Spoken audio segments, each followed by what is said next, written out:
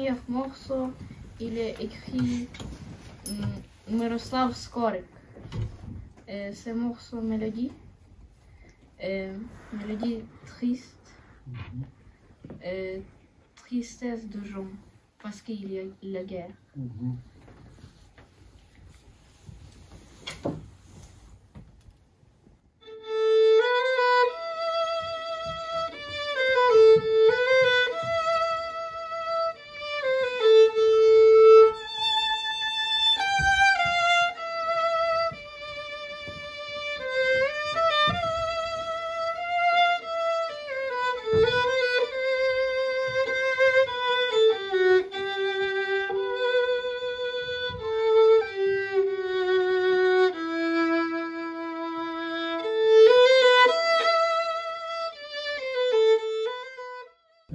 On a eu l'idée avec Madame Marcilly et Monsieur l'inspecteur d'académie de venir dans un établissement qui accueille des Ukrainiens, des enfants ukrainiens, bon, et puis des enfants d'autres nationalités, mais là, c'était quand même au départ.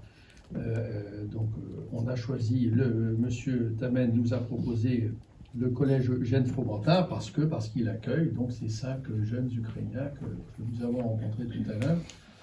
Et on se souvient tous de l'extraordinaire élan de générosité, de solidarité que nous avons connu dans notre pays il y a un peu plus d'1 an.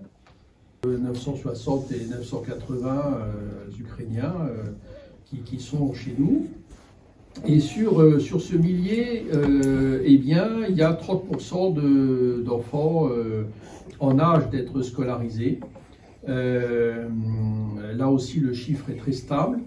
Et ce qui fait qu'aujourd'hui, dans nos établissements publics et privés, il y en a quelques-uns en privé, on a 230 enfants ukrainiens scolarisés.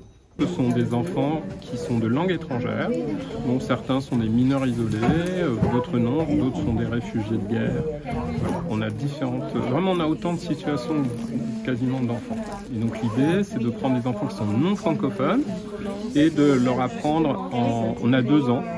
Donc en 2 ans, dans ce dispositif, on doit leur apprendre le français. Donc du b.a.-ba, de la liaison phonème-graphème, comme je disais tout à l'heure, à un français qui nous permet de lire Elvar. Voilà. Et puis surtout, pour les élèves, de passer les différents niveaux de langue, les différents niveaux de certification. Nous, on prépare plutôt des élèves au A1, au A2 et au B1. Le B1, c'est la langue courante. C'est une condition vraiment essentielle.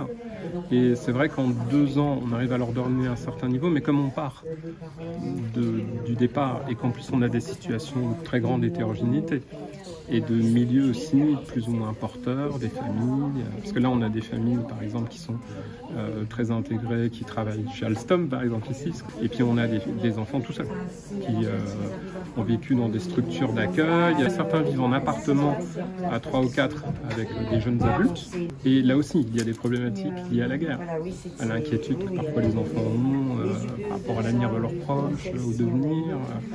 Donc, en fonction des jours, on voit. Mais ils sont très investis, portés.